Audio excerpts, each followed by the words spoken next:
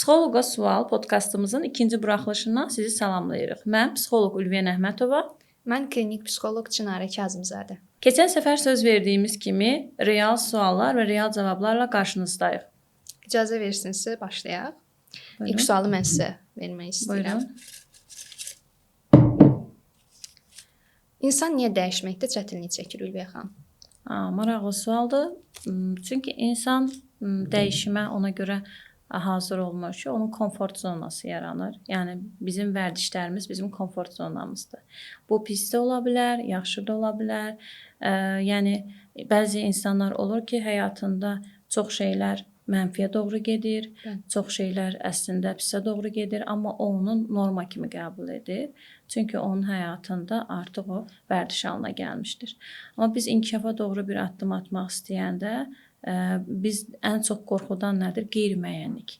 Görən nə olacaq? Mən başıma nələr gələcək? Ümumiyyətlə bu addım doğrumu, yoxsa yox? Bu suallar onu narahat etdiyinə görə addım atmaqdan çox zaman çətinlik çəkir dəyişimlə bağlı. Amma dəyişimə addım atmaq üçün kiçik hədəflər qoyub başlamaq ən sağlam, yəni radikal qərarlardansa kiçik addımlarla başlamaq ən sağlam bir addım olaraq yəni deyə bilərəm. Çünki bu bizi həqiqətən də dəyişmə və inkişaf aparacaq. Mən buna belə bir əlavə etmək istəyərdim ki, bəzən belə videolar görürük ki, bir fildir.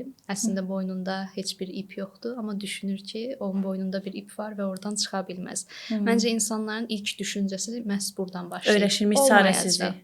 Belə olacaq və bu sonsuza qədər belə davam edəcək. Ona görə də heç bir mənası yoxdur. Amma ilk düşünəndə ki, bu tamamilə fərqlidir və hər şey mənim əlimdədir, məncə dəyişim bu düşüncədən başlayır və addımlar da bundan sonra gələ bilər deyə düşünürəm. Çox doğru. Bununla bağlı öyrəşilmiş çarəsizlik anlayışı var psixologiyada. Bu elə fil balalarının ayaqlarına bağlayırdılar zincir. O nə qədər dartsa da onu qıra bilmirdi. Amma böyüdükdən sonra onu bir dəfə dartmaqla qıra bilər. Amma inanmır ki, onu qırsın. Onu qırması üçün inancını qırması lazımdır. Bir də var şüşə tavan sindromu. O da birələr üzərində aparılmış bir eksperimentdir ki, onlar özlərindən 60 dəfə hündürə tullana bilirlər. Və onları bir şüşə qabın içinə qoyub üzərinə də şüşə tavan qoyurlar və altdan hiss edirlər. Amma hündürlükləri hardasa özlərinə 30 dəfə hündürdə olur. Hər hiss etdikcə onlar ağrını hiss edirlər deyənə, yanğını hiss edirlər deyənə tullanırlar və şüşə tavana dəydikləri zaman yenidən aşağı düşürlər. Sonra şüşə tavanı götürdükdən sonra onları yenidən aşağıdan isitdikləri zaman o 30 metr hizadan yuxarıya tullana bilmirlər. Çünki bunun üçün də yenə də onların o inancı qırması lazımdır. Ona görə də mən seanslarda da hər zaman buna diqqət eləyirəm ki, insanlar nə yaşayıblar. Bugün bu sualı verə bilər bir insan mənə seansımda, amma mən o suala birbaşa fokuslanmıram və düşünürəm ki, bu insan daha öncə nə yaşayıb ki, bu düşüncəyə gəlib və o nələri aşmalıdır ki, bunları keçsin. İnsanlar da bu sualı verən şəxs də onu düşünə bilər ki, əslində onu aparan yol nədir? Çox gözəl. Növbəti sualımıza keçək. Buyurun. Ötürün mənə. Mən növbəti sual seçim, görək nə gəlir. Çox maraqlı bir sualdır. Pulum çox olsa xoşbəxt olaramı? Bu sual çox aktual bir sualdır məncə. Çünki Instagramda hər hansı bir sual-cavab açdığım zaman ən çox gələn suallardandır və ya şəxsən insanlarla danışanda aldığım suallardandır. Amma buna belə bir cavab verərdim ki, pul çox şeydir, amma hər şey deyil. Bu ifadəni çox sevirəm. Pul belə bir dəstək olur ki, insana, bəli, sosial vəziyyətə kömək eləyir, problemlərin həllində bizə kömək eləyir. Yəni pulu bütünlükdə inkar eləyə bilmərik. Mən bunu bildirirəm. Bəzən insanlar deyir ki, pul heç bir şeydir və s. Bunu da qəbul eləmirəm. Çünki lazımdır. Çünki insanın sosial statusu, sosial vəziyyəti çox aşağı olanda onun psixoloji olaraq mənfi təsir edir. Yəni problemləri həll edə bildiyi qədər pul bizə dəstək ola bilər. Amma bütünlükdə hər şeyi həll eləyirmi? Buna deyərdim ki, yox. Bəs nə xoşbəxt eləyir insanı? Əslində fərqində olaraq elədiyi şeylər deyərdim. Belə bir məsələni deyim sizə. Məsələn, bunu belə düşünək ki, sizə son model bir telefon almışam. Ən son modeldir və sizə deyirəm ki, Ülviyə xanım, dünyada bundan 1-2 dənə var da, yəni ən yaxşısıdır. Sizə telefonu verirəm, siz açırsınız telefonu, baxırsınız ki, enerjisi, bataryası yoxdur və istifadə edə bilmirsiniz və bir müddətdən sonra o telefonun heç bir mahiyyəti qalmır sizin üçün, amma o ən bahalısıydı. Niyə bir önəmi olmadı sizcə sizin üçün? Çünki funksionallığı yoxdur artıq. Mənim üçün şey yararlığı yoxdur. Bəli. Ona görə də anlamı qalmır. Və əslində pulla məsələlər də belədir. Biz pulla hər şeyi ala bilərik, amma onun funksionallığını ala bilirikmi? Budur sual. Bəzən insan gəzir, başqa yerlərə gedir, amma sağlamlığı olmursa, oradan zövq ala bilmir. Və ya çox bahalı bir şey alırsınız özünüzə, amma mənəvi bir bağ qura bilmirsiniz və zövq ala bilmirsiniz. Bunu bəzən eşidirəm müraciətçilərimdən ki, mənim hər şeyim var, amma zövq ala bilmirəm. Baxın, əsas məsələ burdadır. Ona görə də pul bütünlükdə hər şeyi həll eləmir. Əsas məsələ bizim özümüzlə kontaktımızdır. Dolayı yolla həll edə bilərmi? Bilər. Bəzən bununla bağlı paylaşımlar görürəm ki, pul xoşbəxt eləmir deyirlər, amma özümə məsələn maşın alanda, kitab alanda və s. ola bilər ki, o an üçün bu düzgün bir versiyadır. Yəni orta, qızıl orta deyərdim. Hər şey deyil, heç nə də deyil, amma ortanı qurmaq lazımdır və o ortanı qurmaq üçün insanın sağlam psixikası lazımdır deyə düşünürəm. Çox doğru. Məncə də pul vasitədir bizim üçün. Bir çox şeylərə çatmaq üçün vasitədir. Amma tam da xoşbəxtliyimizi təmin edən bir şey deyildir. Yəni əslində belə baxsa, insan düşünsə ki, məni xoşbəxt edən şeylər nədir? Elə də fövqəl bir şeylər olacağını zənn etmirəm. Məsələn, dostluq münasibəti ola bilər, yaxud da ki, hansısa sevdiklərimizlə zaman keçirmək ola bilər, zövq aldığı hansısa bir şeylər ola bilər ki, onu xoşbəxt edir. Amma bunun üçün deyirəm, fövqəl nəsə sənə bir güc mü lazımdır, nəsə böyük bir pul mu lazımdır? Əslində dərindən düşünəndə o qədər də yox. Siz bunu deyəndə bir video ağlıma gəldi. Bəlkə görmüsünüz. Uşaqlardan soruşurlar ki, sizin ən sevdiyiniz anlar bağlı və valideynlərin fikirləri orada onlara aldığımız bahalı hədiyyə və s. Amma uşaqlar heç biri o cavabı vermir. Ailəmlə bir yerdə parka getdiyim vaxt deyir məsələn. Çox gözəl bir videodur. Onu dediyiniz zaman o ağlıma gəldi birdən. Əslində uşaqlara baxanda biz bunu görə bilərik. Anda qalmaq, zövq almaq. Eynən. Bu çox önəmlidir. Yəni çox bahalı bir saat ala bilərik, amma o zamanı gözəl dəyərləndirmək bizim əlimizdədir. Bəli. Çox bahalı bir evimiz ola bilər, amma onun içində huzurlu yaşamaq, xoşbəxt yaşamaq bizim əlimizdədir. Bəli. Yəni birbaşa o təmin eləmir xoşbəxtliyimizi. Mən də belə düşünürəm. Hər kəsə hə demək niyə zərərlidir? Əslində hər kəsə hə demək bir növ özünə yox deməkdir.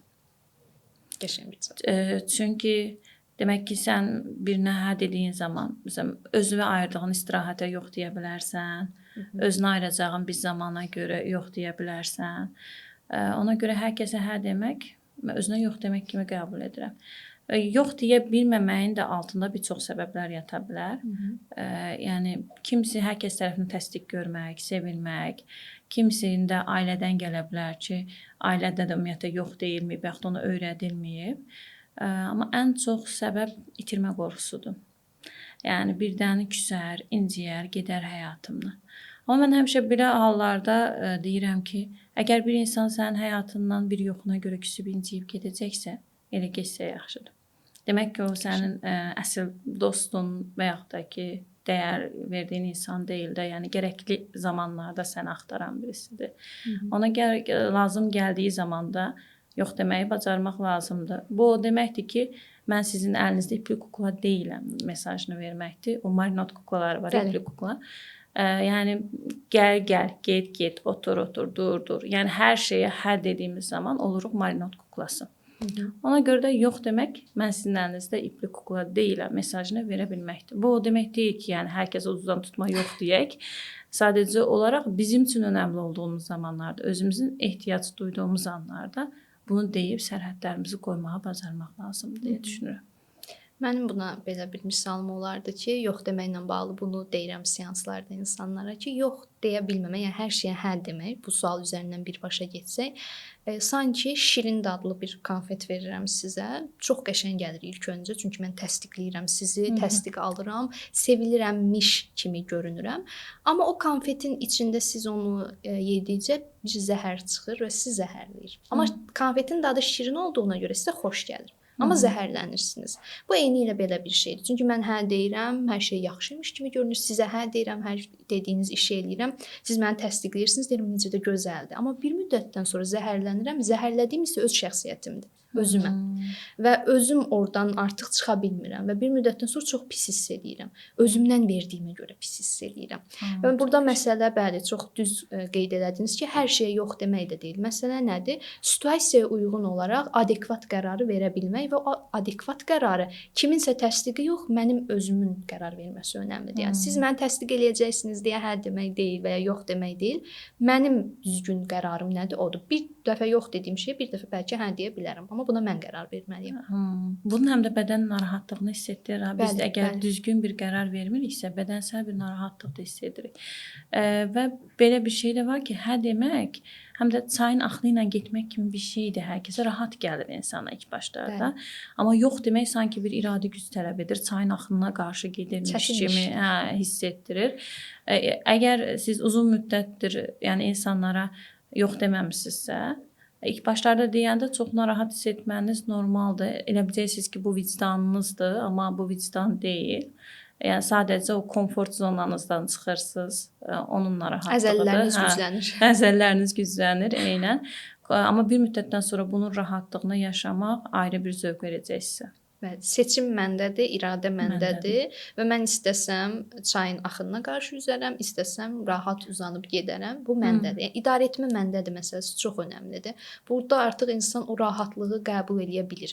Yox deyəndə də bilirsən ki, nəyə görə yox dedin, hə deyəndə də bilirsən ki, nəyə görə hə dedin. Kimisə təsdiqləmək üçün yox, özüm üçün. Bu da çox gözəl bir hissdir. Bəzən mən pasiyentlərimə deyirəm, insanları sınamaq üçün və tanımaq üçün yox demək lazımdır. Bəzən arada yox deyim. Bəzən sınamaq üçün yox demək lazım ki, həqiqətən sənin yanında qalır, sənə mi görə qalır, yoxsa əslində yox deyəndə bir növ özünü də sınamış olur ki, deyə bilirmi? Necə hiss eləyir? Bədəni ona necə reaksiya verir? Həqiqətən bədən hardasa onu hiss elətdirir, mütləq hiss elətdirir. Bunu seanslar işləyəndə məncə ikimiz də rahatlıqla görə bilirik ki, emosional fonun bədənə təsiri danılmazdır və biz onun üstündə də çalışmalı oluruq seanslarda və nəsə yolunda getmir kimi bir hiss olur insanlarda. Çünki hisslərin siqnal funksiyası var. Yəni onlar bizə nəyin yaxşı, nəyin pis olduğunu siqnal olaraq hiss etdirir. Əgər o davamlı biz onu hə deyəndə pis hiss ediriksə, demək ki, bu doğru bir qərar deyil. Emosiyaların idarə edilməsi ilə bağlı təlimlərimiz olanda mən həmişə orada bildirirəm ki, əslində mən kədərlənmək istəmirəm, qorxmaq istəmirəm, emosiyamı yaşamaq istəmirəm demək düzgün deyil. Əslində emosiyalar nəyə bənzəyir? Bir avtomobildə yanan işıq siqnallarıdır. Bu sualı verirəm ki, həmin işıq siqnalı olduğu zaman nə düşünürsünüz? Məsələn, yerdən cavab verilir ki, benzini qutarıb maşının. Bəli, mən də deyirəm ki, həmin siqnalı görməzdən gəlsəniz nə olar? Yolda qalaram. Əslində bədənimizin reaksiyaları, emosiyalarımız hər biri o siqnallardır. Və mən o siqnalı görməzdən gəlsəm, artıq bədənim bir yerdə dayanacaq və o yolu getməyəcək. Ona görə siqnalların fərqində olub davamlı şəkildə bunu müşahidə etmək çox önəmlidir. Məncə də çox doğru. Növbəti suala mən sizə verəcəm. Görək nə sual maraqlı gəlir. İnsan niyə keçmişi düşünməkdən əl çəkə bilmir? Overthink məsələsi ümumiyyətlə çox məşhur bir məsələdir və bu ilə bağlı çox videolar ruminasiya. Bəli, bəli. Burada məsələ budur ki, insan əslində yarım qalmış bir şeyi daim tamamlamağa çalışır. Əgər mənim keçmişdə hansısa yarım qalmışlığım varsa, bu Gestalt psixologiyasında da bildiyiniz kimi var və mən həmin fiquru tamamlamağa çalışıram. Və o yarım qalmışlıq beynimdə tamamlanmayana qədər məndə bir diskomfort hissi olur və o tamamlanmadığına görə mən onu düşüncəmdə təkrarlayıram. Özüm bəzi sonlar yaradıram və ya belə olsaydı necə olardı, yarımlıq olur. Buna da belə bir misal verərdim ki, hər kəsə daha aydın olması üçün düşünün ki, qəşəng bir seriala baxırsınız və bölüm yarıda qutarır. Elə bir yerdə qutarır ki, o sizin ağlınızda qalır. Sezon finallarını görürsünüz, necə fərqli olur hər zaman. Zeigarnik effekti. Bəli, çünki yarım qalır və o yarım qaldığına görə siz növbəti sezonu əslində nəyə görə gözləyirsiniz? O bölümün sonunda görəsən nə oldu tipində. Və keçmişdə yaşadığımız hadisələr də yarım qaldığı zaman beyin onu daha çox tamamlamağa meyilli olur. Biz bunu seanslarda da dəfələrlə görürük ki, insan keçmiş münasibətlərini, keçmişdə var olan şeyləri daim xatırlayır. Yuxularında görə bilir. Çünki bilirsiniz ki, yuxu elə bir haldır ki, bizim şuuraltı fonumuz ortaya çıxa bilir və müdafiə mexanizmləri olmur və digər hallarda onu görə bilir və düşünə bilir çox. Axşamlar xüsusilə deyilir ki, biz çox düşünürük. Bu hallar ola bilir. O zaman da biz baxırıq ki, harda ilişib qalıb bu insan? Hansı hadisədə ilişib qalıb? Hansı məsələdə? Orada nə düşünüb? Burada sözsüz ki, fərqli terapiya metodları var. Psixoloqlar fərqli metodlardan istifadə edir. Gestalt terapiya ola bilər, koqnitiv ola bilər, EMDR terapiya ola bilər. Amma əsas mahiyyət odur ki, insan nədə ilişib? Nədir məsələ? Və orada yarım qalmış nələrsə olma ehtimalı var. Beyin onu tamamlamağa çalışır. Siz nə düşünürsünüz? Çox doğru, haqlısınız. Bu ruminasiya məsələsi ilə bağlı demək istəyərdim ki, bu sözün mənası da gevşəmə sözündən götürülür. Yox, gevşəmə. Elə bir bəzi heyvanlarda bunu bir dəfə biz danışmışdıq biz sizinlə gövşəmə heyvanların gətirib gövşəmə.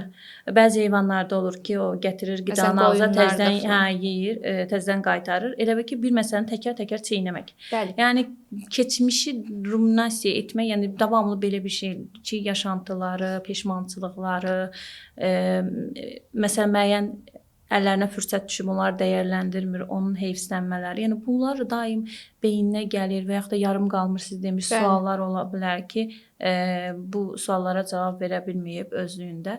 Yəni o insanları çox narahat edir. Və indiyə fokuslana bilmir. Mən ancaq keçmişdə yaşayıram və indi və gələcəyi görə bilmirəm. Və bəlkə də indi elə bir andır ki, mən ondan zövq alacağam və indi artıq keçmişə çevriləndə artıq bu keçmiş kimi düşünəcəm ki, kaş orada belə eləyərdim. Aha, ona görə də anda yaşamaq daha doğru. Məsələn, keçmiş sadəcə bizə məncə dərs verə bilər. Yəni keçmiş nə zaman ki bizi tərk edə bilər deyə bilərsiniz, o zaman tərk edə bilər ki, ondan o dərsi almışıq. Bəli. Əgər o sizi tərk etmirsə, davamlı onu düşünürsünüzsə, demək ki, onun hələ ki o dərsi öyrənməmisiniz. Yəni keçmiş adından görüldüyü kimi keçmiş, yəni olub bitmiş bir şeydir. Sadəcə dərsini al, irəlilə. Gələcəkdə, yəni adından göründüyü kimi hələ gəlib gəlməyəcəyi bəlli deyil, qeyri-müəyyəndir. Ona görə də anı yaşamaq daha doğrudur. Çünki anda qaldığımız zaman bizim keçmiş olacaq anılarımız gözəl anlarımız formalaşır. Gələcəyimiz üçün də sağlam addımlar atmış oluruq. Planlamalar düzgün. Və təqvimdə də əslində nə dünən yoxdur, nə sabah yoxdur. Sadəcə bu gün var. Çünki məsələn 10 gün öncə də gözümü açdım, tutaq ki, dedim bu gün nə gözəl hava var. Və yaxud da ki 10 il sonra da gözümü açıb deyəcəm ki, bu gün nə gözəl hava var. Yəni nəhayətində hər günümüz bu gündür. Ona görə bu günü, bu anı dəyərləndirib o gestalt psixologiyada olduğu kimi burada və indi prinsipi ilə yanaşmaq daha doğru olar. Daha sağlam. İnsanlar burada əziyyət çəkə bilər, bu da normaldır. Bu da insandan insana dəyişilən bir şeydir. Sırf ona görə də bildiririk ki, həqiqətən ehtiyac duyduğunuzda yardım almaqdan çəkinməyin. Çünki insanlar bunda çəkinirlər və o düşüncələrin altında əzilirlər. Halbuki daha əvvəl o dəstəyi aldıqları zaman daha yaxşı ola bilər. Bu da normaldır. Nəyə görə normaldır? İnsanlar kömək istəməkdə də çətinlik çəkə bilirlər. Bu tamamilə ayrı bir mövzudur sözsüz ki. Yəni, ona görə də özləri həll edərlər deyə düşünürlər və dediyiniz kimi təkrar düşünürlər, amma çıxış yolu tapa bilmirlər və belə olanda da daha çox o depressiv. Bir ki, niyə sualları çox olur onlarda? Niyə bu mənim başıma gəldi? Niyə belə oldu falan? Amma niyə mən? Bu niyə sualı bataqlıq effekti yaradır? Yəni bizi problemdən çıxmaq əslində qoymur. Bunun əvəzinə necə suallarını versələr daha yaxşı olar. Çünki çox qəşəng bir texnikadır. Yəni mən necə həll edə bilərəm deyə düşündüyün zaman beyin həllə bağlı ancaq görüntülər gəlir və həll yolu, ən optimal həll yolunu da tapıb həyata keçirə bilirik. Suallara cavab verir deyə bilərik bu məsələdə. Eynən. Niyə desin o niyənin görsün. Beyin əsasında görüntülərlə işləyir. Yəni nə deyiriksə avtomatik onu canlandırır. Amma mən daim niyələrlə bu niyə mənim başıma gəldi, niyə belə oldu? Ancaq beyin problemi canlandıracaq. Həllə aparmayacaq. Məsələn, fərqli yöndə necələrlə sual versək, necə olurdu ki, əvvəllər mən bunun öhdəsindən gəlirdim və yaxud da ki, mən bunun öhdəsindən necə gələ bilərəm şəklində, necə yanaşsam daha doğru olar şəklində suallar verərək əslində həllə gedə bilər. Beyin mütləq ki, nə istəyirsənsə onu verir sənə. Davam edək? Davam edək. Suallar çox maraqlıdır.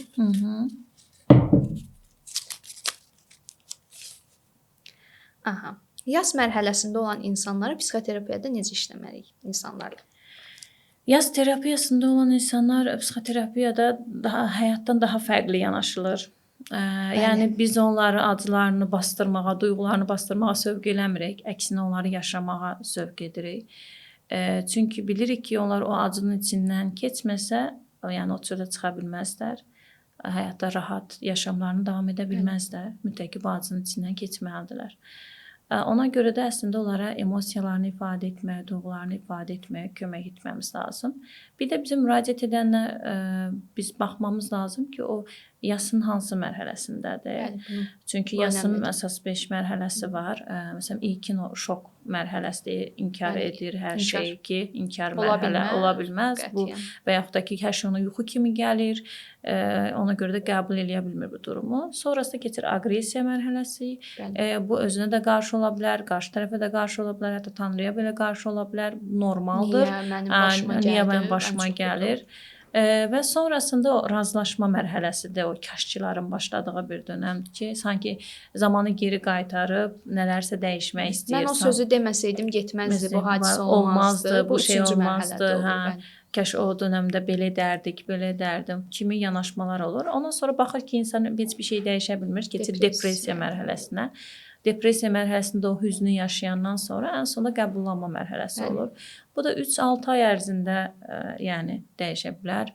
Əslində bu yas təkcə ölmüş bir insana görə olmur. Ayrıldığımız insanlara da ola bilər. İşdən ayrıla bilərik, ona da görə ola bilər. Nə isə itirə bilərik, özümüzə aid olan bir şey itirə bilərik. Onun da yasını saxlaya bilərik. Yəni mütləq ki, bu yas deyəndə təkcə ölmüş bir insan nəzərdə tutulmur. Bu sözü də görürsüz, mən itirmiş falan insan demirəm, ölmüş insan deyirəm. Terapiyada biz ölüm kəlməsini daha çox işlədirik. Məsələn, o insanın ölümü necə oldu? Bəli. Yəni o ölüm anında siz nə hiss etdiniz? Burada məqsədimiz əslində onun mərhələləri tamamlamasıdır. Yəni acısına əslində dəstək olmaqdır. Çünki insanlarda həqiqətən görürük ki, seanslara yasla bağlı gəliblərsə və ölümlə bağlı məsələdirsə yas, ilkin və ikinci mərhələdə olduqlarını daha çox görə bilirik. Yəni inkarda da ola bilirlər və ya çox qəzəbli ola bilirlər ki, bu niyə oldu və əslində seanslarda qərar verməliyik ki, gələn şəxs hansı mərhələdədir. Hansı mərhələni tamamlayıb və ya tamamlamayıb mı? Bəlkə də birinci mərhələdədir. Deməli ki, biz onun 5 mərhələsində onun yanında olmalıyıq və o mərhələləri keçməyə biz ona dəstək olmalıyıq. Çünki bu bizim iş sahəmizdir və o insan o mərhələləri bilmək məcburiyyətində deyil. Onsuz da yarası da olur və biz onu o baxımdan dəstək oluruq və bu fikrinizi çox bəyəndim ki, əslində yas yalnızca ölümlə bağlı deyil. Kriz və yas terapisi üzrə təlimlər olur və ya bununla bağlı xüsusi bilgilər olur. Orada xüsusilə qeyd olunur ki, yas yalnızca insan itkisi və ölümlə bağlı deyil. Hər hansı bir ölkəni dəyişmək, belə şəhəri dəyişmək, məktəbi dəyişmək və s. hamısı ola bilər. Sevdiyin bir qələmi itirmək. O mərhələlərdə mütləq ki, keçirsən. Bəli, keçmək lazımdır əslində, amma kim keçir? Budur. Əsas sual budur. Kim keçir? Və psixoterapiya metodlarına gəldiksə, ola bilsin ki, mütəxəssis sual verib bunu, mütləq baxmaq lazımdır ki, hansı mərhələdədir və hansı metod o insan üçün düzgün ola bilər. Mən bunu hər zaman terapiyalar üçün qeyd edirəm ki, əslində sabit düzgün bir metod və sabit düzgün bir terapiya deyilə bilməz mənim şəxsi düşüncəmə görə. Çünki insanlar o qədər fərqlidir ki, eyni problemlə işləyirik, məsələn, depressiya diaqnozu ilə, amma görürük ki, diaqnoz eynidir. Amma insan o qədər fərqlidir ki, yanaşma fərqlidir. Ona görə də baxmalıyıq ki, o insan yasına yanaşması necədir və ona hansı metod düzgün ola bilər. Yəni fərdi yanaşma çox önəmlidir mənim fikrimcə. Çox doğru məncə də. Buyurun. Belə növbəti məndən gəlsin sual. Baxaq görək nə sualdır. İnsan özünü həqiqətən tanıya bilərmi? Qəşəng sualdır və ağır sualdır məncə. Nəyə görə ağır sualdır? Yəni insanların ən çox düşündüyü suallardan biridir. Mən bu suala cavabım odur ki, əslində biz hər zaman özümüzü tanıya bilmirik. Nəyə görə? Düşünürəm ki, məsələn, mən Çinarənin 1 il əvvəlki halı, 3 il əvvəlki halı, 17 yaşındakı halı çox fərqlidir. Yəni 10 il öncəki mənlə indiki mən eyni deyil. Bəlkə 17 yaşım olanda özümü tanıdığımı zənn edirdim, amma əslində tanımamışam və əminəm ki, yaşım artdıqca, təcrübəm artdıqca, həyatımda baş verənlər bugünkü Çinarədən də fərqli olacaq. Əslində insan çox fərqli olur, dəyişilir. Və əslində daim özümüzü tanıdım deyiriksə, deməli inkişaf dayanıb, amma həyat inkişafdadır. Yəni inkişaf getdikcə, zaman keçdikcə məncə biz fərqli oluruq və bu normaldır. Yəni mən özümü tam tanımalıyam düşüncəsi bizi məncə necə deyim, donuqlaşdıra bilər. Bir yerdə saxlaya bilər. Amma mənim özümlə kontaktda olub, fərqində olmağım daha yaxşıdır. Bu da nə deməkdir? Yəni mən həyat gedişatında özümlə kontaktdayam, özümün nə istədiyini bilirəm, hansı addımlar atacağımı bilirəm. Daha əvvəl sevib bu gün sevmədiyim şeyi normal qarşılaya bilirəm. Məsələn, heç vaxt vaxt heç vaxt demə prinsipi buraya üçün məncə uyğundur. Özümdə də bunu bəzən görürəm ki, daha əvvəl zövqümcə olmayan bir şey yaşım artdıqca zövqümə uyğun gəlməyə başlayır və bunu normal qarşılayıram. Özümüzə baryer qoymadan özümüzü tanımağa daim açıq olmalıyıq məncə. Və bu limitsiz bir zamandır. Yaşadığımız müddətcə olacaq. Ola bilər ki, elə bir vaxt gələr ki, siz tamamilə fərqli bir şey eləmək istəyirsiniz. Məsələn, yeni bir hobbi. Amma 3 il əvvəl Gülbəyə xanım onu heç vaxt eləməzdim deyərdi. O zaman özünüzü tanımırsınız deyə bilərik. Yox, o zaman ki sizi tanıyırdınız, indiki siz fərqlidir. Belə düşünürəm. Çox doğru. Çünki insan mühitdə formalaşır. Fəaliyyət və ünsiyyət prosesində bir şəxsiyyət kimi formalaşır və daim dəyişən varlıqdır, inkişaf edən varlıqdır. Ona görə də biz özümüzü tam tanıya bilmərik. Müəyyən dərəcədə özümüzə xas olan dinamik stereotipimizdə möhkəmlənmiş olan xarakteri xüsusiyyətlərimiz ola bilər. Bəli. Amma yenə də fərqli reaksiyalar verə bilərik hadisələrə. Əslində deyərdim insan özünü daha çox siz demiş, özünün müşahidə əsasında, öz fərqindəlik əsasında anban tanıya bilər. Məncə də. Hadisələrə verdiyimiz reaksiyalarda, yaşadığımız təcrübələrə verdiyimiz reaksiyalarda ki, əvvəllər mən burada belə reaksiya verərdim, indi belə reaksiya verirəm.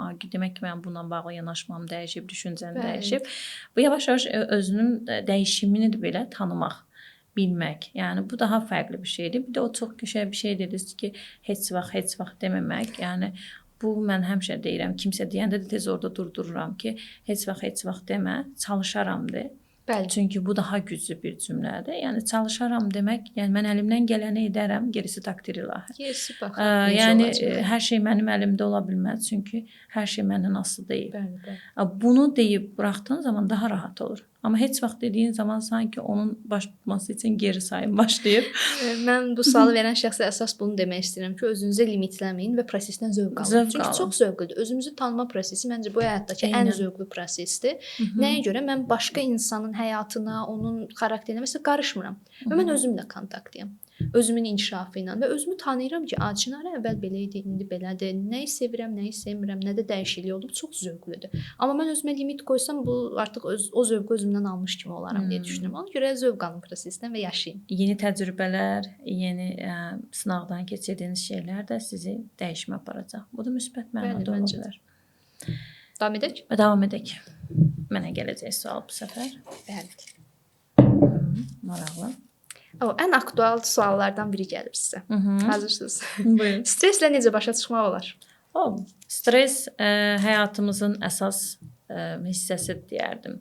Bəli. Yəni stressiz həyat ölmə bənzərdir. Yəni ölmə bərabərdir. Bunu Selyenin ifadəsi idi. Əslində, yəni stres olmasa bizdə məsuliyyət hissi olmaz. Yəni biz bir çox şeylər üçün hədəfə yönəlik çaba göstərməliyik. Sadəcə nə zaman bizim üçün problemli vəziyyət olur, bu davamlı hal yaradır və bizim funksionallığımızı pozduğu zaman, yəni distres vəziyyətinə keçdiyi zaman, eustres vəziyyətdən distres vəziyyətinə keçdiyi zaman artıq bizim həyat funksionallığımızı pozur. Və bu durumlarda da birincisi, yəni bədəni rahatlatmaq lazımdır. Çünki stres anında biz müdafiə mexanizmimiz işə düşür. Ya deyir savaş, ya deyir qaz, ya da deyir donqal. Məsələn, real təhlükələrdə bu normaldır. Tutaq ki, yol gedirsiniz, qarşınıza bir dənə ilan çıxdı. Bu zaman mən qaçaram. Yəni kimsə qaçacaq. Kimsə savaş moduna girib onu öldürməyə çalışacaq. Kimsə donub sakitcə yerində qalacaq ki, o gəlsin, keçsin. Bu üçü də bizi qoruyan bir şeydir və real təhlükədir. Real təhlükədir, real stressdir. Bu durumu biz problem eləmirik. Amma bəzi durumlar var ki, yəni o qədər də yəni stres ediləsi bir durum deyil. Biz onu beynimizdə çox böyüdürük və həyatımızı buna görə məhv edirik. Ona görə də baxıb vəziyyəti düzgün dəyərləndirmək, düşüncələrimizi dəyişmək, bədənsəl rahatlamamızı təmin eləmək. Çünki müdafiə mexanizmləri başlayır avtomatik işə düşməyə. Əzəllər gərilir. Məsələn, kimisində ürək bulantısı ola bilər və yaxud da ki, tərləmə ola bilər. Bu nə demək, nəyin mesajını verir? Bu demək ki, boşal ki, rahat qaça bil. Bəli. Yəni qaç modundasan sən. Bəli. Və yaxud da ürək qan pompalamaq üçün sürətli döyünür, qaçmağa hazır olsun və yaxud da ayaqlarda bir gərginlik hiss edə bilər. Bu o demək ki, qaçmağa hazır ol. Və yaxud da kimisi o an əllərdə bir gərginlik hiss edə bilər, çənəsi Kilitlənmə. sıxılar, üzü qızarar. Bu o demək ki, savaşa hazır ol. Və yaxud da ki, bütün əzələlərini o anda, yəni qıc olmuş kimi hiss edə bilər, başını keyləşmiş kimi hiss edə bilər. Bu o demək ki, donqa mesajını verir. Yəni bədən yenə də dinləmək lazım. Bədən o mesajı verir. Bunun üçün də nəfəs texnikaları var, relaksasiya texnikaları var. Yəni bunlardan istifadə edərək bunu aradan qaldırmaq olar. Eyni zamanda düşüncələrlə təbii ki, işləmək lazımdır. Yəni düşüncə, duyğu, davranış bunun üçü ilə də işləmək və bunu aradan qaldırmaq. Və hadisələrə yanaşma şəklimizi dəyişmək lazımdır bir də. Çünki məsələ hadisə deyil. O hadisəyə necə bir anlam yükləməmizdir. Hadisəyə necə baxmamızdır. Çünki iki insanın başına eyni hadisə gələ bilər. Biri onu çox stressli qarşılayır, biri isə daha sakit yanaşa bilər. Demək ki, dəyişən nə idi? İki nəfərin yanaşması, düşüncə tərzi. Məncə buna diqqət etsələr çox yaxşı olar. Stresslə bağlı mən də bunu qeyd etmək istərdim ki, stress təlimlərində həmişə bunu qeyd edirəm ki, stressiz həyat deyirsinizsə, birinci orada dayanaq. Çünki bu mümkün deyil. Belə bir misal verirəm. Hətta düşünün ki, bir daş dövrüdür lap keçmiş zamanlarda və siz mağarada yaşayan bir şəxsiniz, çıxırsınız meşəyə gəzməyə və görürsünüz ki, bir dənə ayı sizin üstünüzə doğru qaçır. Siz çox rahat, heç stres keçirtmirsiniz. Deyirsiniz, nə gözəl ayıdır, nə gözəl gəlir mənim üstümə, necə də şirindir. Sonra nə baş verərdi deyə sual verirəm həmişə təlimlərdə. O hamı deyir ki, əlbəttə ölərdik. Orada bir hərəkət, bir stres, bir narahatlıq, bir həyəcan, yəni normaldır aydan qaçmaq. Təhlükə siqnalıdır. İlan məsələsi kimi bu çox normaldır. Amma düşünün ki, sizdə heç bir stres reaksiyası yoxdur. Bu çox absurd olardı. Yəni normal deyil. Ona görə də biz birinci bunun normallığını qəbul edirik. Amma məsələ nədir? Stresi yox eləmək deyil, stresi idarə eləmək. Yəni mən stresi yox eləyəcəm, sıfır olacaq düşüncəsini kənara qoymaq ilk addımdır. İkinci addım odur ki, mən stresimi necə idarə eləyə biləcəm. Çünki idarə eləməyə öyrənəndə hər şey yaxşı olur. Bu sualı verirlər hər birimizə. Sizə də yəqin ki, bu sual verir ki, siz stres olursunuz, narahat olursunuz və ya təlimlərdən əvvəl məndən soruşurlar ki, stresslisiniz. Deyirəm əlbəttə. Deyirlər, necə yəni stres? Deyirəm, stres normal reaksiyadır. Sadəcə mən onu idarə etməyi öyrənirəm. Yəni stresslənmək çox normaldır. Təbii ki. Və biz onun normallığını qəbul edirik. Artıq distressə keçiddə dayanır. Çünki mən onun normallığını qəbul etdiyimə görə artıq beynim idarə metodlarını axtarır və bu çox gözəldir. Məncə də. Onu idarə etmək çox önəmli. Bəli. Belə mən sizə sual verəcəm. Bax görək nə gəlir, qarşımıza nə çıxır. Özünə inam necə artır? Qəşəng bir sualdır. Özünə inam, ilk öncə bunu qeyd edeyim ki, özünə inamlı olmaq özünü sevmək demək deyil. Bunu bəzən qarışdırırlar ki, yəni özünə inanan, özgüvənli insan özünü çox sevən insandır tipli düşünürlər. Bunu dırnaq içində deyirəm. Çünki bu əslində belə deyil. İlk öncə bu mifi dağıtmalıyıq deyə düşünürəm. Çünki insanlarda bu mif olduğuna görə özünə tənqidi yanaşında deyir mənim özgüvənim yoxdur. Amma əslində bu normaldır. Necə bir şeydir? Özünə inam odur ki, mən öz resursumu bilirəm. Nəyə qadir olduğumu, nə də zəif olduğumu, nəyə edə biləcəyimi və özümü daha yaxşı müşahidə etdiyimə görə harda necə addım atacağımı bilirəm. Və artıq mən özümə güvənirəm. Nədə yaxşı olduğumu və ya nədə pis olduğumu bildiyimə görə də əslində. Bəzən düzgün geri çəkilmək də özgüvənin bir parçasıdır. Amma insanlar bunu bilmirlər. Və ona görə də mən birinci baxmalıyam ki, mənim özgüvənim hansı yaşdadır. Bunu deyəndə bəzən qəribə baxırlar. Deyirlər ki, necə yəni Çinar xanım hansı yaşda? Deyirəm ki, əslində bu yaxşı bir xəbərdir. Necə bir xəbərdir? Əslində özgüvən inkişaf oluna biləcək bir prosesdir. Və əgər sizin ola bilər ki, özgüvəniniz 3 yaşındadır. Məndə bəlkə 5-dir. Amma biz onları böyüdə bilərik. Birinci baxaq görə özgüvənimiz hansı səviyyədədir və sonra müxtəlif texnikaları tətbiq edə bilərik. Yəni az öncə qeyd etdiyimiz kimi birinci fərqindəlik və onu necə dəyişə bilərik, istədiyimiz formada inkişaf elətdirə bilərik. Bunu düşünürük. Sonra isə texnikalara keçirik. Bu çox vacibdir.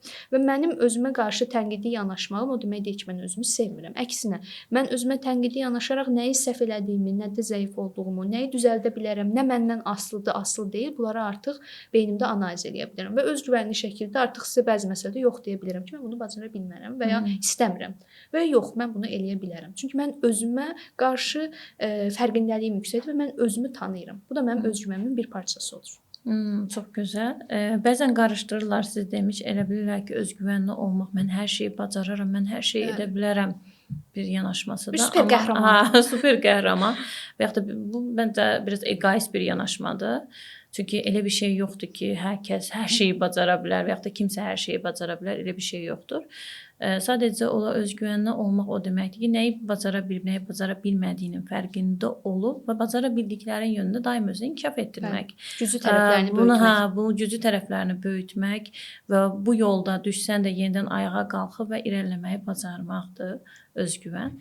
Yəni özgüvən praktik olaraq inkişaf etdirilə biləcək bir şeydir. Bu yaxşı xəbərdir. Yaxşı xəbərdir. Məsələn, təsəvvür edin ki, auditoriya önündəsiz, birinci səfər çıxış edirsiniz. Bir də təsəvvür edin ki, auditoriya önündəsiz və 50-ci səfər çıxış edirsiniz. İkisini də xatırladım. İlk çıxışımı xatırladım siz deyəndə. Yəni görürsüz, fərq varmı? O dünyalar qədər. Dünyalar İlk çıxışım qədər. çox gülməli də deyərdim, biraz fərqli də deyərdim. İlk çıxışım mənim, bunu demək biraz qəribə çıxa bilər, Pedaqoji Universitetin müəllimlərindən bir təlim idi. Mən özüm orada təlimçi deyildim. Təlimçi mənim rəhbərim idi və məni köməkçisi kimi aparmışdı. O zaman tələbə idim. Hələ bakalavr tələbəlik dönəmindən söhbət gedir və mənə dedi ki, Çinarə xanım indi çıxış eləyəcək və mən özümü çox qəribə hiss elədim. Çünki heç hazırlıqlı deyildim buna və necə stres məsələlərini orada hiss elədim ki, mən bunu necə eləyəcəm? Amma artıq 50 də yox, artıq sayısız hesabsız təlim keçmişəm uzun illərdir. Yəni o ildən görün artıq neçəyə keçib? 7 ilə yaxın, 8 ilə yaxın vaxt keçib. Və indi görürəm ki, yox. Yəni dağlar qədər fərq var və bu artıq təcrübədir deyərdim. Çox qəşəng, əla. Yəni demək ki, bu praktik olaraq artırıla bilər. Bunun üçün kiçik hədəflər qoyub yavaş-yavaş o hədəfə doğru getmək. Hər hədəfdən sonra da məncə şey də önəmlidir. Özünü mükafatlandırma da önəmlidir ki, o həzz mərkəzi yansın beyində və irəliləmək istəyi artsın. Və bu daha bizi bu özgüvənli olmağa aparan bir yol olur. Burada hədəfi qeyd elədiniz, o da çox önəmlidir həqiqətən ki, biz necə hədəf qoyuruq qarşımıza? Absurd hədəflərmidir, yoxsa real hədəflər olmalı təbii ki. Bəzən böyük hədəf qoyurlar və ona çata bilməyəndə deyir ki, mən onu deyirəm listələyin. Məsələn, bir siyahı tutun və 100 ballıq şkalada dərəcələndirin. Məsələn, mən 0-dan 100-ə dərəcələndirin və 30-lu 40-lı ballardan başlayın. Çox kiçik şeylərdən başlamayın da. 30-lu 40-lı ballardan başlayın üzləşməyə və hər üzləşməni bacardıqca da özünüzü mükafatlandırın. Və inanın ki, çox mükəmməl nəticə əldə edəcəksiniz. Siz demiş 100 ballıq bir şeylə üzləşmədən, yəni başlamaqdansa çox çətin olacaq sizə. 30-lu 40-lı ballardan başlamaq daha yaxşı. Əslində bu da çox gözəl bir cavabdır ki, prosesdə formalaşa bilir. Bu yaxşı cavabdır. Bəzi insanlar elə bilir ki, özgüvən ya var, ya da yoxdur. Amma elə bir şey deyil. Biz bunu formalaşdıra bilərik. Bu çox yaxşı və məncə çox pozitiv bir cavabdır. Yəni hər insan çalışaraq zamanla sözsüz ki, yəni bu sehr deyil ki, birdən-bir olsun. Öz üstümüzdə işləyərək bunu həll edə bilərik. Eynən. Yəni hər kəsin özgüvəni var. Bu ola bilər kimisində az, kimisində çox. Yaş məsələsi və yaxud da ki, hansısa bir sahədə daha özgüvənli ola bilərik, hansısa bir sahədə özgüvənimiz biraz aşağı ola bilər. Bəli. Hakim olduğumuz sahələr var əslində. Eynən. Bu normaldır. Bizim də bilmədiyimiz çox sahə var. Elə sahə var ki, heç bir cümlə belə danışa bilmərik bəlkə də o sahədə. Eynən. Bir də bir şey həmişə deyirəm, mən müraciət edənlərə deyirəm ki, məsələn, tutaq ki, mənə kimsə desə ki, sən təyyarə sürməyi bacarırsanmı? Deyərəm ki, sınamamışam. Qəşəng bir söz. Yəni sınamamışam və bunu mən bacarmıram demək daha özümə haqsızlıq olardı. Çünki mən onu sınamamışam. Təhsilini alsaydıq, məşq eləsəydik. Bəlkə də daha yaxşı bacarardım bunu. Bilmirik. Bu yaxşı bir cavabdır. Ona görə də sınamadan bilə bilməzsiniz nəyi bacarıb, nəyi bacarmadığınızı. Qəşəng. Davam edək.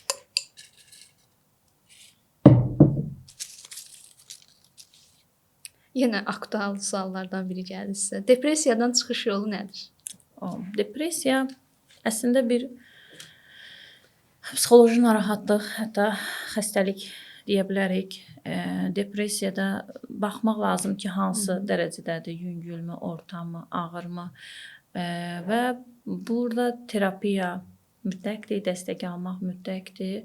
Ağırdırsa medikamentöz müalicədə, psixiatr dəstəyi də mütləq ki, vacibdir. Çünki bəzən elə bilirlər ki, yəni depressiyanı tənbələm və yaxud da ki, hər şey həvəssizəm filan, belə özlərini etki etdirirlər. Amma bu əslində etiketlənəcək bir durum deyil, sadəcə olaraq bir xəstəlikdir. Bəli. Bunun üçün terapiya dəstək almaq lazımdır. Biz terapiyada ən çox da bu şəxslərlə koqnitiv behavioral terapiya ilə işləyirik. Mən də əksər halda onu Əksər tətbiq edirəm. onu tətbiq edirik. Bu terapiya bütün problemlərdə demək olar ki, düşüncədən başlayıb işləyir. Yeganə problemdir ki, depressiya, bir də ki, sosial fobiyada davranışdan başlayırıq. Bəli. Hərəkətə keçirməkdən başlayırıq. Bəli. Çünki o qədər neqativ düşüncələr içindədirlər ki, onların hansı birini həll edək, yəni. Belə bir dərya olur. Oradan, yəni dərya olur, onu çıxartmaq çox çətin olur. Amma hərəkətə keçməkdən dəyişimləri görür, o proseslərdən zövq almağa başladıqca, çünki əvvəllər ondan zövq alırdısa, yavaş-yavaş onlara bizə ona görə dəstəkçi də lazımdır. Elə psixiatr, psixoloq, bir də ki, kənar bir dəstəkçi, bizə şəxs lazımdır ki, onu hərəkətə keçməkdə bizə yardımçı olsun. Biz olmayanda yanında ola bilsin. Bu dost da ola bilər, ailədən olan kimsə ola bilər ki, bizə bu prosesdə yardımçı olsun. Çünki onlar hərəkətə keçməsələr, o zövqü yaşamasalar, oradan çıxmayacaqlar. Bəli, depressiyada bir də bunu mən xüsusilə qeyd etmək istəyirəm ki, insanlar sosial mediada mən depressiyadayam ifadələrini işlədir, depressiya sadə bir şeymiş kimi, amma əslində baxırsınız ki, bir çoxunda depressiya diaqnozu qoyula biləcək insanlar deyillər. Mən həmişə bir şəxs mənə bunu deyəndə ki, mən depressiyadayam, onu deyirəm ki, mən klinik psixoloqam, magistr təhsilim də o sahədədir, amma mən belə bunu sizə birbaşa deyə bilmərəm. Psixiatrın rəyi olmalıdır, psixiatr müayinəsi olmalıdır, əgər ehtiyac görünsə dərman müalicəsi olmalıdır, klinik dəyərləndirmə olmalıdır. Seanslarda şübhələndiyim zaman yönlənmə verirəm psixiatra. Bəli, testləri eləyirik, bilirik, amma burada çox professional bir yanaşma önəmlidir. Amma insanlar hər hansı bir əhval pozuntusu olanda mən depressiyadayam deyirlər. Amma o mümkün deyil. Həmin əlamətlər 2 aydan artıq davam edirmi? Hansı əsas əlamətlər var, əlavə əlamətlər var, əsas əlamət varmı, əlavə varmı? Bunlar hamısı nəzərdə olmalıdır. Amma bunu insanlar nəzərə almırlar və depressiyanı sadə bir şeymiş kimi qələmə verirlər. Amma depressiya olduqca ağır bir pozuntudur və müalicəsində mütləq həm dərman, həm də psixoterapiya vacibdir dediyimiz kimi mən də bunu düşünürəm. Birinci ayırmalıyıq ki, həqiqətən depressiyadırmı, deyil. Yoxsa yox. Ona görə də XBT-11 və DSM-5 meyarlarına burada mütləq əsaslanmaq lazımdır. Və dərman müalicəsini də inkar eləmək olmaz və psixiatra yönlənmə önəmlidir. Çünki ağır depressiya hallarında intihara meyillilik, intihar cəhdlərinin olması da ola bilər. Hətta bəzən ki, bunu gizlədirlər, amma planlayırlar.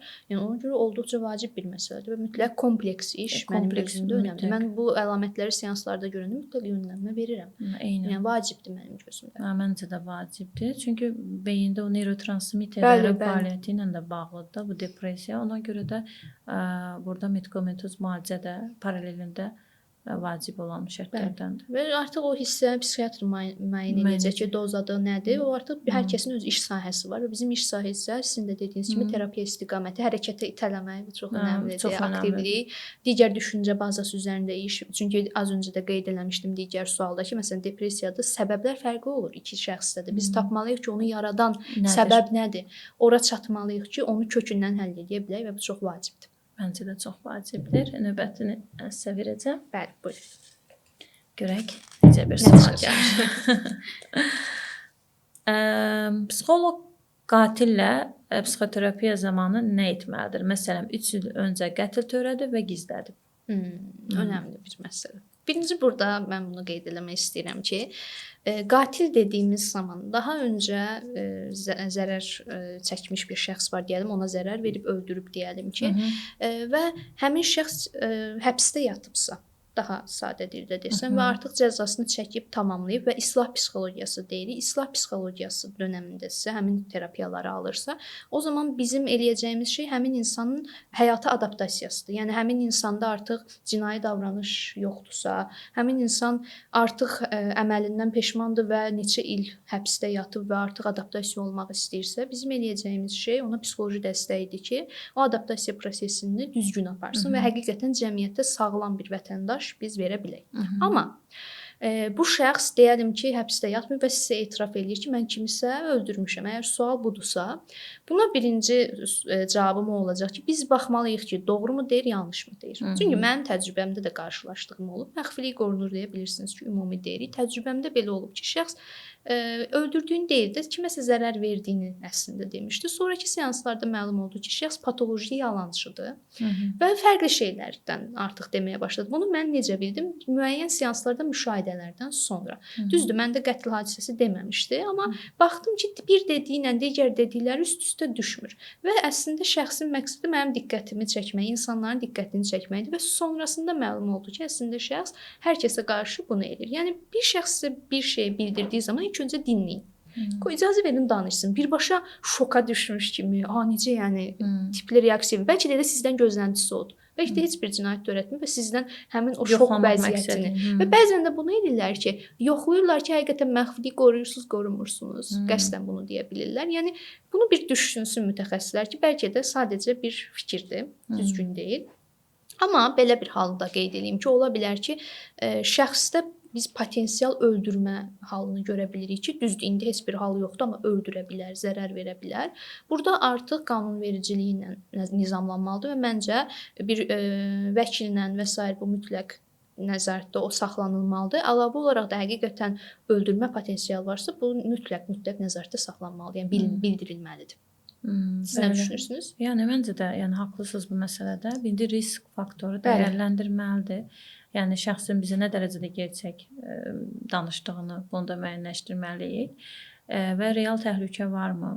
Kimisə həyatına zərər verə bilərmi? Bu kimi durumlarda qanunvericiliyə əsasən bir hüquqşünasla falan məsləhətləşib və ona uyğun şəkildə addımlar atmaq lazımdır. Elə sahələr var ki, bizim sahədən kənar çıxma halları ola bilir sözsüz ki, bu zaman psixoloqlar da yardım istəməkdən çəkinməməlidir. Təbii yəni ki. yardım istəyə bilər ki, mən burada əslində düzgün şəkildə hansı addımı ata bilərəm, necə ola bilər? Bunu da nə zaman risk faktorunu gördükdə. Öldürmə ehtimalı varmı? Öldürmə olmasa belə zərər vermə ehtimalı nə dərəcədədir, deyilmi?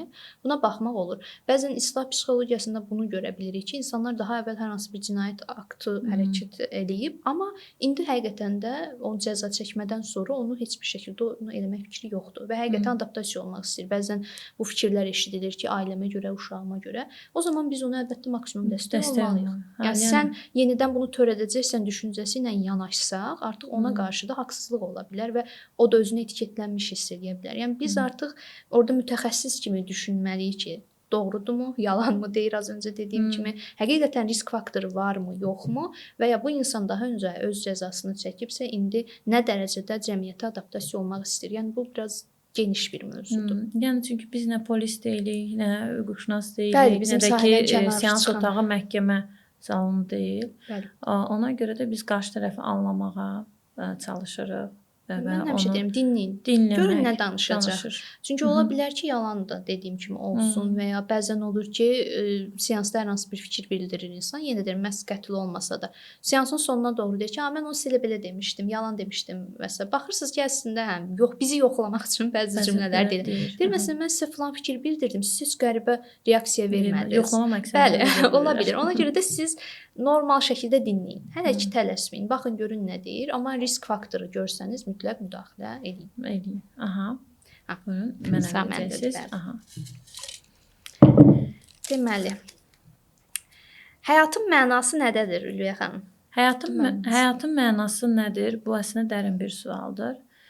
Bu hər kəsə görə dəyişə bilər. Həyatı mənalandırmaq. Mən deyərdim, burada daha doğru sual həyatımı necə daha mənalı edə bilərəm sualı olması lazım. Bu sualı verdiyimiz zaman artıq hərəkətə keçərik. Nələrsə həyatımıza rəng qata bilərik, daha mənalı edə bilərik. Həyatın mənası deyəndə avtomatik olaraq o Viktor Frankl'ın İnsanın Məna Axtarışı kitabı yadıma düşür.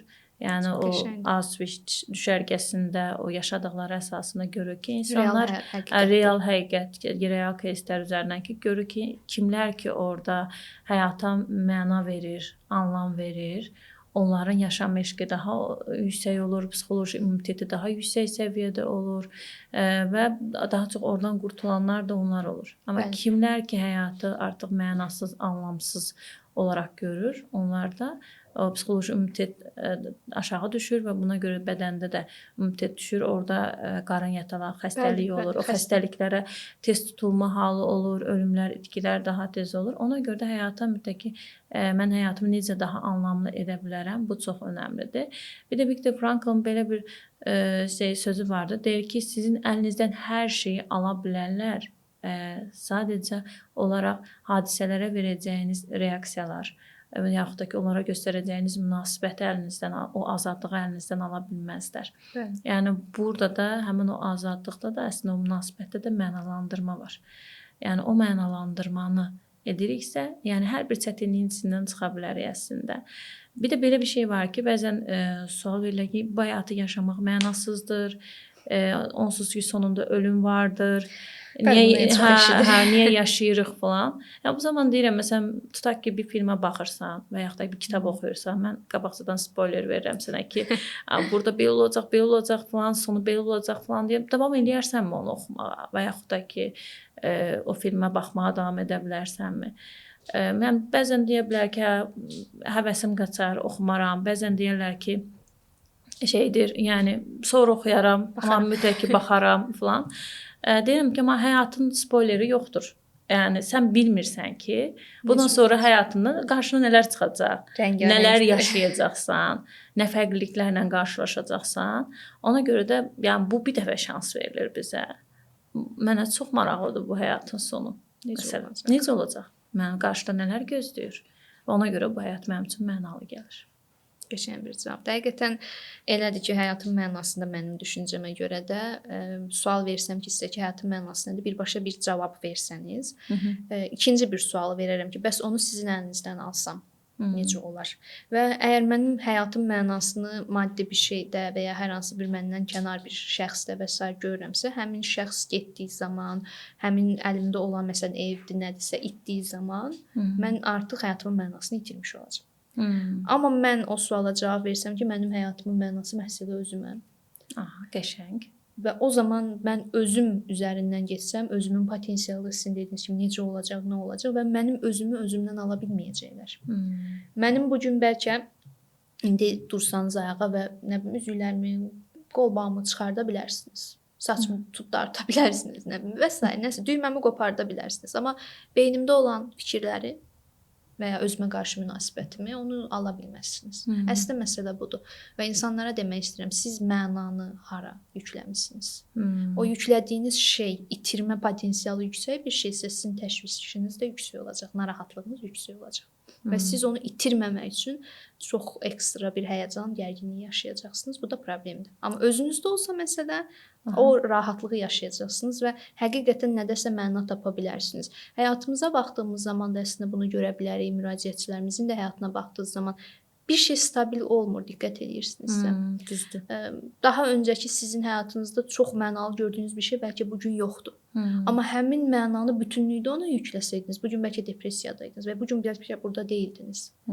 Bunu mən öz həyatımda da görürəm, yenə də deyirəm, başqalarının həyatında da görürəm ki, biz bir şeyə həddindən artıq məna və dəyər verəndə özümüzdən kənar, o bizim üçün sonra yorucu bir hal ala bilir. Münasibətlərdə də bunu görürsünüz, bəlkə itirmə qorxusu, həyatımın mənası odur tipində deyəndə, bütünlükdə mənanı şəxsə yükləyəndə kontrol istəyi, itirmə qorxusu, narahatlıq, toksiklik yarana bilir. Bu da ondan qaynaqlanır əslində. Çox doğru dediniz. Dəyərlər sistemimiz çox önəmlidir. Dəyərlər sistemimizdə nəyi hara qoymağımız. Məsələn, tutaq ki, belə bir nümunə çəkə bilərəm də. İki insandır və bu iki insan da pul birində dəyərlər sistemində birinci yerdədir, birində 7-ci yerdədir. Bu iki insan da çox imkanlıdır, çox böyük şirkəti var. Və bunların ikisi də iflas elədi və ikisindən biri infarkt keçirdi. Səncə hansıdır? Məncə birinci yerə qoyandı.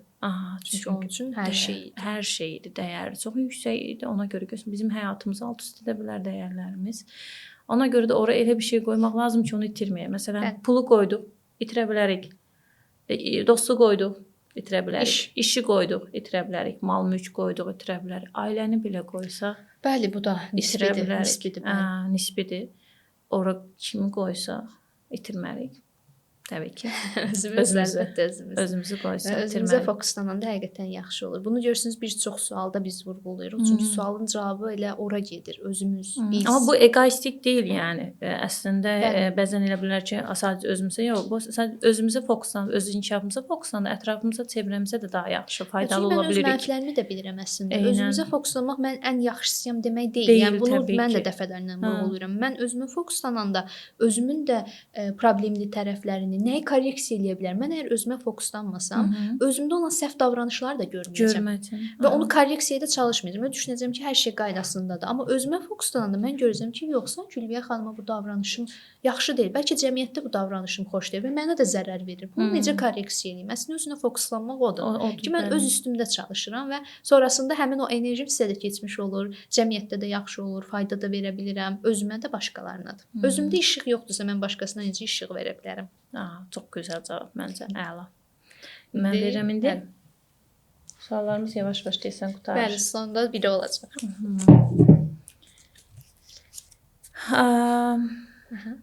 Demək ki, terapiyaları və seans keçmək üçün lazımi məlumatları hansı kitablardan tapa bilərik? Bu çox aldığım suallardan biridir və hər dəfə cavabında ümumi bir cavab verdiyim bir məsələ var. Sual verirəm ki, sizə bu sualı verən şəxs birinci kimdir? Yəni psixoterapevtdirmi, hər hansı bir başqa sahədən olan şəxsdirmi və ya ümumiyyətlə hansı tələbədirmi, ola bilər ki, psixologiya tələbəsidirmi? Biz birinci kateqoriyaya baxmalıyıq. Çünki hər kəsə lazım olan kitab deyə bir kitab yoxdur. Təbii ki. Hər kəsə uyğun bir kitab var deyə düşünürəm və əlavə olaraq növbəti sual bu ola bilər ki, mən tam olaraq nəyi öyrənmək istəyirəm? Yəni mən ilkin bir konsultasiyamı öyrənmək istəyirəm, yoxsa psixoloji bilgilərimi öyrənmək istəyirəm və ya öz həyatıma lazım olacaq bir məsələlərmi? Məsələn, psixoloji problemlərlə bağlı kitablar olur ki, sırf həmin psixoloji problemlə əlaqəli olur. Seriyalar olur bildiyiniz kimi. O mənə bəlkə də həmin problemi öyrənmək istəyəndə kömək eləyə bilər. Bəzən də olur ki, həmin kitabları bir şəxsə bildirəndə deyir ki, yox, mən depressiya ilə bağlı xüsusi kitab istəmirəm. Mən ümumi psixologiya maraqlıdır. Və ya bəzən olur ki, bəzi kitablar olur bilirsiniz, psixoloqların notları ilə əlaqəli, orada кейslər olur müəyyən qədər. Onlar maraq cəlb edə bilər.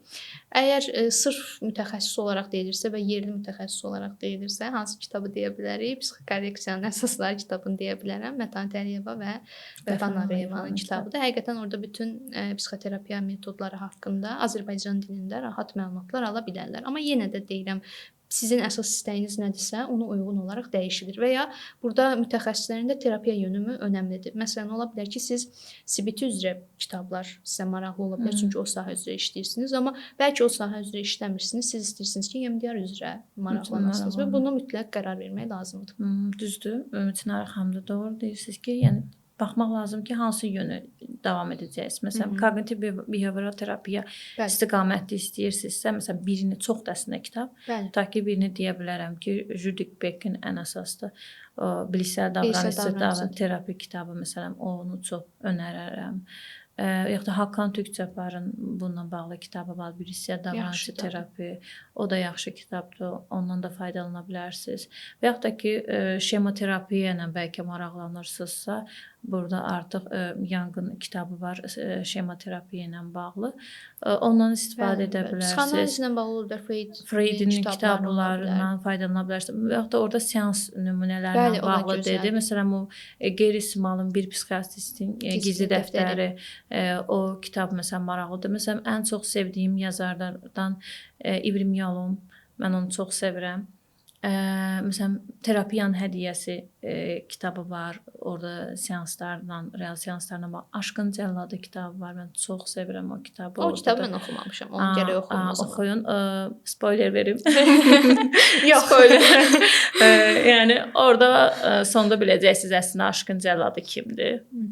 Artıq qoyun açıq qalsın. Açıq qalsın. Hə, gedin oxuyun və çox maraqlıdır və axıcı kitablar deyim ki, çox onlardan, yəni bir şeyi üstünlüyü nədir İbrim Yalomun kitablarında? Səmimidir, səhvlərini belə orada qeyd edir. Yəni orada baxırsan ki, yəni mükəmməl olmaq məcburiyyətində deyiləm də, mən də səhv edə bilərəm. Əsas odur ki, onun üzərindən çalışım, onları düzəldir. Yoxdur. Yəni bu da qlobal bir problemdir əslində. Çünki bəzən bir çox terapistlərdə o var ki, mən hər kəsə yetməliyəm, hamıya kömək etməliyəm. Elə bir şey mümkün deyil, yəni. Ona görə də məsələn o kitab. Sonra baxır siz hansı problemə yönəlik işləyirsiniz. Məsələn, takıntılarla başa çıxma David O Clark'ın çox qəşəngdir. Clark'ın Bəli. kitabıdır. O obsessiv kompulsiv pozuntuulu olan şəxslərlə məsələn bu Bəli, kitabda mən də o çox çox faydalana bilərsiniz. İçində Müxtəlif texnikalar müxtəlif var. texnikalar falan var da, problem real кейslər üzərindən. O çox maraqlı Amma kitabdır. bunu da qeyd etmək istəyirəm Aha. ki, yalnızca kitab oxuyaraq özünüzü terapiya eləməyi düşünürsünüzsə, amma bu yanlış bir Yanlış bir düşüncə olar. yanaşmadır. Aha. Çünki bunun da problemini yaşayan insanlar görmüşəm seanslarımda. Bir kitab əsas götürülüb, ona görə mən bunu vurğulayıram ki, bir kitab deməyə yəni çəkinirəm. Çəkinir. Məsələn, kimsə ona deyib və onu əsas götürüb, oradakı texnikalar edib və vəziyyət daha da pisləşir. Pisləşir, Ona hə. görə bu kitab möhtəşəmdir demək deyil də, hansı kitab uyğun olar. Faydalana bilərsiniz, amma sağaltmaz. yox, sağaltmazsa faydalana bilərsiniz, amma tamamilə o sizin terapiyanı əvəz edə bilməz. Bəli. Əsas müəllifləri önərə bilərik. Məsələn, David Burns'un kitabları var ki, o kitab məsələn iyi hiss O da etməkdir, gözəldir. birlikdə iyi hiss etməkdir. İyi hiss etmə daha çox depressiya falan Doğan yönəlikdir. Cüceloğlu'nun kitablarını Doğan da mən Cüceloğlu bəyənirəm. çox sevərək, yəni izlədim. Yəni o insan həqiqətən də bir dəryaydı, Allah rəhmət eləsin. Yəni onun da kitablarını çox Yəni mən də müəllif önərəm. olaraq deyə bilərəm, amma yenə də o mütləq ki, özünüzə uyğunu seçmək vacibdir. Seçim sizə aiddir, yəni əsas. Mən götürürəm. Aha, buyurun. Sonuncu sualımız.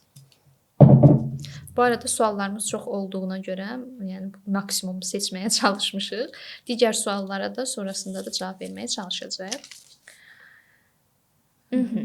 Terapevtin seans keçdiyi pasiyenti intihar edərsə, psixoterapevt necə bu mərhələni aşmalıdır? Psixoterapiya mı almalıdır, superviziya mı almalıdır? Çox maraqlı bir sual. Əslində, yəni bizim sahədə deyərdim ki, ən ağır qarşılaşa biləcəyimiz nüanslardan biridir ki, psixoloqun pasiyenti intihar etsin. Yəni bu durumda təbii ki, psixoloqun bu duruma necə reaksiya verməsindən çox şey asılıdır. O bu durumda özünü çox günahlandırırsa əgər və özündə çox səhvlər görürsə, falan edirsə, burada həm supervisor dəstəyi ala bilər ki, o klinik dəyərləndirməni yenidən nəzərdən keçirmək falan bu şeylərdə, yəni səhvləri varsa onları bilsin. Əgər yox, bu onu travmatik təsir edibsə, mütləq özü də psixoloq dəstəyi, mütəxəssis dəstəyi almalıdır. Amma illa da bir insanın intihar etməsi, bir pasiyent intihar etməsinin səbəbkarı psixoloq deyildir. Çünki onun verəcəyi qərarların tam sahibi psixoloq deyil. Bir ifadə var, bəlkə eşitmisiniz. Biz real intiharçıları demək olar ki, görə bilmirik. Görə bilmirik, eynən. Yəni bəzən ən belə professional yanaşma belə faciənin qarşısını almaya bilər. Bir də burada belə bir hal olur ki, sağlam bir psixiki quruluş ola bilər sizdən terapiya aldığı zaman, amma elə bir hal yaşanar ki, affekt halı ola bilər, ani bir reaksiya olar. Sizin və heç onun planlamadığı bir hadisə olar ki, o ani bir qərar verməklə bunu eləyə bilər və bunun sizinlə əlaqəsi olmaya bilər. Yəni sizin niyyətiniz zaten ona kömək etməkdir, maksimum olaraq onun yaxşı tərəfdən yanaşmaqdır. Ona görə də yəni burada birbaş günahlandırmaq doğru deyil. Amma bunu da qeyd edim ki, bir psixoloqun burada pis hiss eləməsi olduqca normaldır. Normaldır, çox təbii normaldır. ki. Hətta ola bilər ki, həmin dövrdə seansları dayandırıb özünə fokuslana bilər. Əgər fokuslana bilmirsə, ola bilsin ki, intihar halından sonra digər seansları keçməyinə təsir göstərə bilər. Belə bir hal varsa, mütləq dayandırıb özü terapiya alması, superviziya alması çox önəmlidir mənim gözümdə və pis hiss eləməsi çox normaldır. Yəni bir psixoloqun müraciətçisi intihar elədi, o yaxşıdır demək, yəni düzü olmaz məncə. Mütləq ki, pis hiss eləyə bilər və pis hiss eləməsini də qınamaq düzgün deyil. Yəni insanın belə halın olmasını heç bir psixoloq əlbəttə ki, istəməz, amma bəzi hallar var ki, bizim idarə etməmizdə deyil. Bəzən biz seanslarda əlimizdən gələn hər şey edirik. Texnikaları öyrədirik, nə etmək lazım olduğunu, amma qarşı tərəf onu götürməyə bilir. Buna mən belə bir misal verirəm ki, düşünün ki, həkimə getmisiniz, sizə resept yazıb, xəstəliyinizin nə olduğunu deyib, amma siz qapıdan çıxanda resepti cırıb atırsınız və heç bir şey eləmirsiniz. Bəzən seans tam da bu olur. Təəssüf ki, belə olur. Biz hər şey deyirik, izah eləyirik, gedişatlı olur, amma şəxs sağalmaq istəmir. Və bu da bizim idarə edə bilməyəcəyimiz hallardan biridir. Seanslarda ən yaxşı nəticə alan insanlar kimdir deyə sual versəniz, özü nə isə dəyişmək istəyən insanlar deyərdim. Çünki onlar verilən tapşırıqları da yaxşı yerinə yetirir, seanslara da nizamlı gəlirlər, nə vaxt dayanmalı olduğunu bilirlər, nə vaxt yenidən davam eləməli olduğunu bilirlər və həqiqətən də çox möhtəşəm nəticələr alırlar. Dəyişimə hazır olan insanlar, amma özü bəzi gələn. insanlar təəssüf ki, çox təəssüf ki, idarə edə bilmirik. Bu da az öncə dediyimiz məsələ ilə də üst-üstə düşür ki, mükəmməliyyətçilik. Bir psixoloq mükəmməliyyətçiliyə çalışanda düşünür ki, hamıya intihar halı olmasa belə hamıya çox möhtəşəm şəkildə tətbiq eləməlidir, nəticə almalıdır, amma bu mümkün deyil. Biz də fərqliyik. İnsanlar da fərqlidir. Bəzən olur ki, siz çox savadlı, çox möhtəşəm psixoloq ola bilərsiniz, amma bir insan sizi ilə aurası tutmaya bilər, uyğun görməyə bilər.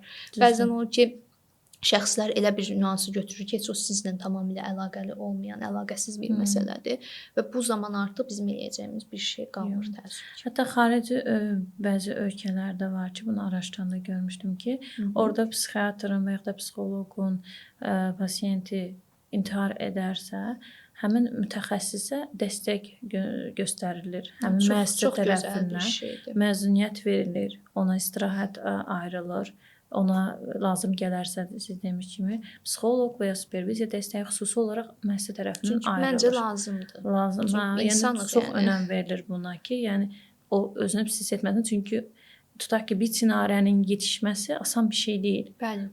Mütəxəssis itirmək istəmirlər ki, sən hələ nə qədər insana lazımsan, faydalısan. Yəni bir insanın həyatına tam olaraq toxuna bilməməyin digərlərinin həyatına toxuna bilməyəcəyin anlamına gəlməz. Bəli, çox önəmlidir və hər şeydə az öncə də qeyd etdiyim kimi bizdən asılı olmur. Bizim heç ağlımıza gəlməyən səbəblərdən də qaynaqlana bilər. Buna da yenə əlavə belə bir misal deyim ki, çox möhtəşəm bir cərrah düşünün.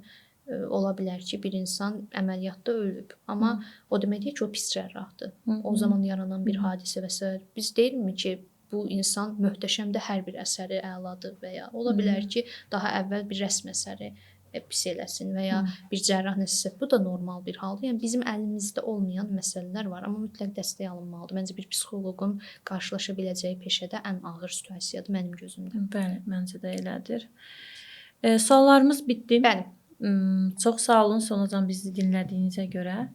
Növbəti buraxılışımızda yenidən görüşmək ümidi ilə. Hələlik. Mən də təşəkkür edirəm. Verdiyiniz suallar hər biri çox gözəl idi və növbəti görüşlərdə yeni suallarınızı gözləyəcəyik. Sağ olun.